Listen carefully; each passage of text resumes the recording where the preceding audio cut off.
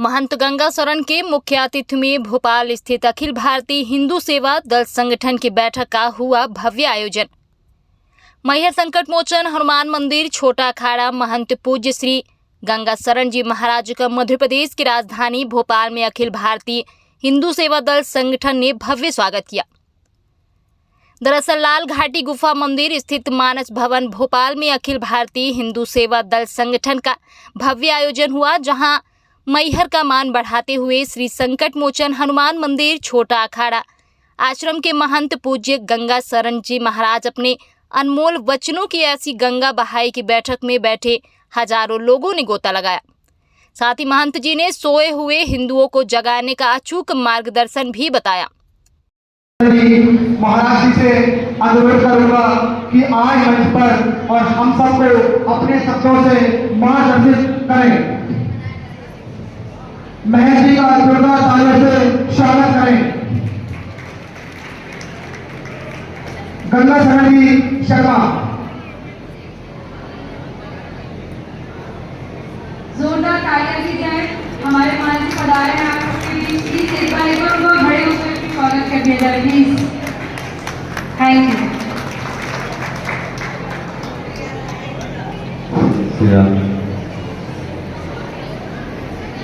हरि ओम श्री सद्गुरुदेवभ्यो नमः।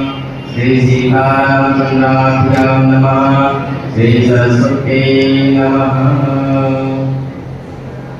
आज इस अखिल हिंदू सेवा दल का जो कार्यक्रम आप लोगों के सम्मुख संचालित है, हम सभी सनातनी आज से नहीं, जब से हमारा देश गुलाम हुआ, कई बार आजाद हुआ, कई बार गुलाम हुआ और कई बार इस देश की संपत्ति को लूट करके अन्य देशों में ले गए लोग। इसके बावजूद भी हमारा देश सोने की चिड़िया आज भी बोला जाता है और समृद्धशाली देश। लेकिन विडंबना हमारे देश की अब इस बात की है कि जो सनातनी है, हिंदू है, वो कई विभागों में बढ़ गए, कई खंडों में बढ़ गए, कई जातियों में बढ़ गए। घर में यदि 4 भाई हो और चारों भाइयों का बंटवारा हो जाए तो घर अलग अलग हो जाता है, उनकी ताकत कम हो जाती है। लेकिन एक साथ रह करके कोई काम किया जाए तो उसकी ताकत चौगुनी होती है, मजबूती होती है।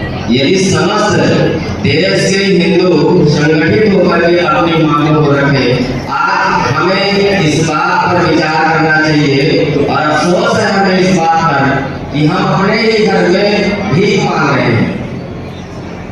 अपने ही देश में रह करके अपने सिद्धांतों की और अपने अमूल्य वस्तुओं की मांग के लिए हमें दफ्तर भटकना पड़ रहा, सरकार से याचनाएं करनी पड़ रही है। ये वही हाल हो गया कि कोई किराएदार किसी के घर में रहे और कब्जा कर ले, फिर मकान मालिक उस घर को कब्जे से मुक्त कराने के लिए दफ्तर, शासन, प्रशासन, न्यायपालिकाओं में जा करके बैठे। हमारे ऊपर सारे कानून लागू है। भारत के जितने कानून है हम सनातनियों के ऊपर, हिंदुओं के ऊपर लागू है, पर अन्य धर्म वालों के ऊपर लागू क्यों नहीं है भाई?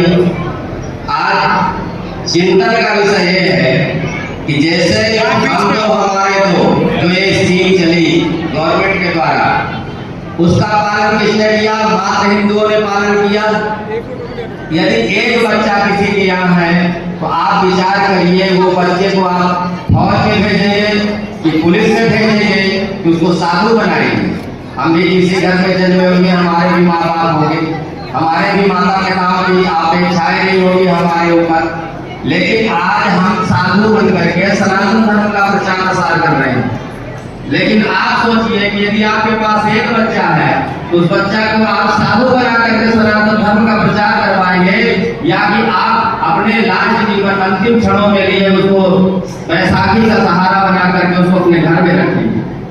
और ठीक है, इतना भी मान लीजिए सही है सब, लेकिन वो बच्चा घर में रहते रहते अबोध हो जाएगा। क्यों? क्योंकि जब तक ठोकरे नहीं खाता इंसान, तब तक उसमें कोई चीजों का निखार नहीं आता है। घड़े में पानी जब भरा जाता है, जब मिट्टी बार बार ठोकर खाती है और फिर ताप में वो तपती है मिट्टी, तब जाकर उसमें पानी भरने योग्य पात्र बनता है। तो जब बालक हमारे घर का कहीं बाहर रहेगा, आए जाएगा, तो समाज की चीजों को जानेगा, समाज के सिद्धांतों को जानेगा और अपने सनातन धर्म के मान बिंदुओं को जानेगा, तब तो आगे वो किसी चीज की मांग करेगा। आज हमें कई संगठन चलाने पड़ रहे हैं। अपने भारत देश में ऐसे अनेक संगठन हैं जो अपने सनातन धर्म के लिए लड़ रहे हैं और अपने अपने सनातन धर्म के हिसाब से जो बिंदु है उनकी मांग कर रहे हैं, लेकिन प्रशासन के कान में जू तक नहीं देखती।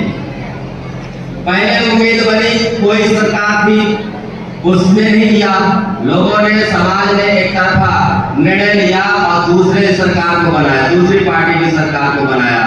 उस सरकार ने भी क्या किया, आज भी हम पत्र लिख करके, और जैसे अभी हमने देखा 23-24 बिंदु हैं जिनकी मांग कर रहे हैं, तो आज भी हमें आवेदन लेकर के घूमना पड़ रहा। हमें अपने अपने घर में ही हमें अपने सिद्धांतों, अपने अधिकारों का मांग करना पड़ रहा है, भीख मांगना पड़ रहा है। ये हम लोगों का दुर्भाग्य है कि उस देश में रह करके भी जो हमारा देश हमारा घर है, इसके बावजूद भी हम दर दर भटक रहे हैं और अपने मान बिंदुओं को कर रहे हैं। जैसे इसमें बहुत से बिंदु हैं गौ को लेकर के है। देखिए, किसी भी चीज को सरकार ठीक है अपने हिसाब से कार्य करती है, लेकिन जब तक हम लोग अपने जीवन में सिद्धांत को लागू नहीं करेंगे तब तक कोई कानून हमारा कुछ नहीं कर सकता है, हमें सुधार नहीं सकता है। हम कहते हैं जैसे लव जिहाद है, माताएं बहनें बेटियां, माता पिता अपने बाल बच्चों को ये प्रशिक्षण दे घर में बचपन से। हम अपने देश में गीता और भागवत नहीं पढ़ा सकते बच्चों को, वेदों का ज्ञान नहीं दे सकते हैं। आध्यात्म घरों में माताएं सीरियल देखते, सीरियल के पीछे टीवी तक खोल डालते हैं लोग लड़ लड़ कर, लेकिन वहीं पर भागवत चल रहा हो तो लोग सुनते नहीं है। कोई आध्यात्म का कोई चर्चा हो रही हो, साधु संत उपदेश कर रहे हो, तो उसको हम सुनते नहीं है, बल्कि उसमें हम चिन्ह निकालने, प्रश्न चिन्ह निकालने लग जाते हैं कि ऐसा क्यों, ऐसा क्यों, ऐसा क्यों, किंतु परंतु में हम लोग उलझ जाते हैं। तो कहीं ना कहीं हमारे मन के विकार है और हमारी भी कहीं ना कहीं इस बात में कमी है जो हम उसको पूर्ण नहीं कर पा रहे हैं। दूसरे धर्म अपने धर्म के हिसाब से अपने शिक्षा प्रशिक्षण देते हैं बच्चों को, उनके बच्चे पढ़ रहे हैं। देखिए, आप जो है जितने भी धर्म हैं उनके बच्चे अपनी मातृभाषा का प्रयोग करते हैं, लेकिन हम अपने घर में बच्चों से सही से हिंदी में बात नहीं कर सकते। क्यों? क्योंकि आज हिंदू बेघर हो चुका है, अपने सिद्धांतों से और अपने आध्यात्म मान बिंदुओं से भटक चुका है। इसलिए आज हमें दर हर व्यक्ति के सामने याचना करना पड़ता है और अपनी सुरक्षा की गुहार में दूसरे से लगाना पड़ता था। पहले गुरुकुल की परंपरा थी, गुरुकुल में सभी बड़े के लोग पढ़ते थे, बच्चे पढ़ते थे, जिसका जीता जागता प्रमाण है भगवान राम जिस समय गुरुकुल में थे वहां निषाद राज भी पढ़ते थे, भीलों का राजा निषाद भी पढ़ता। और जब अयोध्या से वनवास हुआ राम जी का, तो पहले निषाद के यहाँ गए, निषाद से मुलाकात हुई, तो निषाद ने कहा कि आप मेरा राज ले लीजिए। वो मित्रता कहाँ की थी? वो थोड़ी जानता था कि ये भगवान है। उस समय भगवान को नहीं जानते थे कि ये भगवान है, ईश्वर है, तो जानते थे दशरथ का बेटा है। तो बोले मित्रता थी इतनी प्रकार, क्योंकि गुरुकुल की मित्रता थी। एक साथ गुरुकुल में गुरुजी गुरुमाता, आज देखिए किसी भी रिश्ते के प्रति कोई आदर भाव नहीं रह गया, किसी भी रिश्ते के प्रति कोई मान सम्मान नहीं रह गया। हम लोग इतना मॉडल हो गए कि जहां से मॉडल जमाना चालू हुआ वहां के लोग सब सनातनी हो गए, आध्यात्म से जुड़ गए। और हम जो सनातनी थे आध्यात्मिक में इतना मॉडल हो गए कि बोलचाल की भाषा में परिवर्तन आ गया हमारे। माँ से मॉम हो गया। जब माँ बच्चा कहता है तो माता का प्रेम वात्सल बच्चे के लिए पुत्रवत होता है और पुत्र का वात्सल माँ के लिए मातृभाव से दर्शन करता है।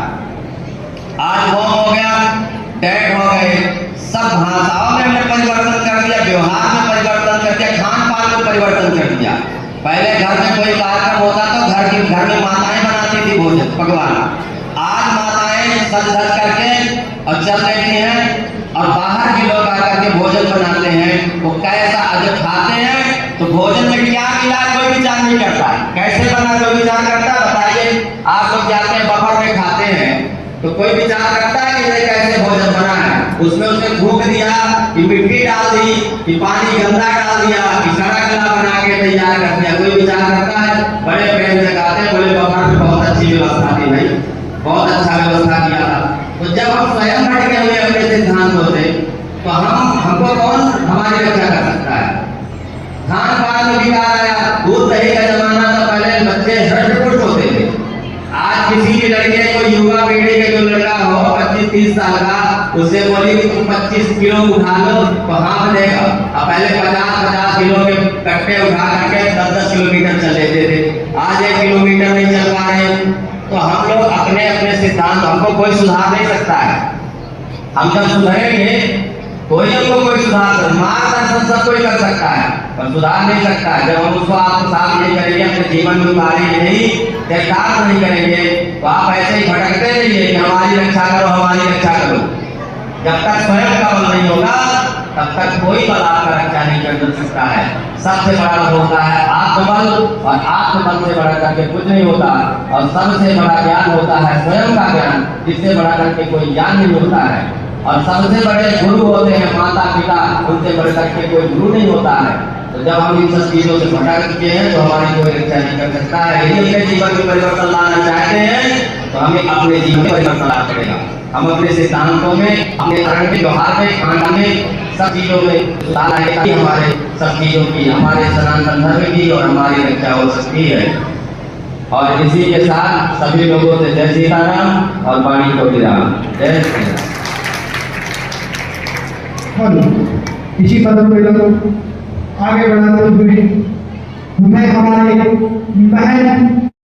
इसी बीच भोपाल की महापौर श्रीमती मालती राय की गरिमामय उपस्थिति में आयोजन सफल रहा। साथ ही देश भर से हजारों कार्यकर्ताओं का हुजूम सम्मानित रहा।